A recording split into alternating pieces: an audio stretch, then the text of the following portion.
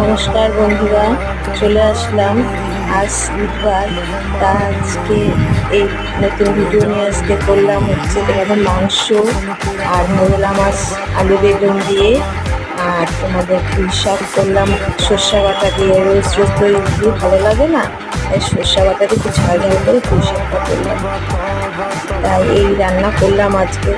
দেখো বন্ধুরা, তোমাদের কেমন লাগে? বন্ধুরা আমাকে একটা লাইক করে দাও আর সাবস্ক্রাইবার করে দাও। हुस्न तेरा तौबा तौबा तौबा तौबा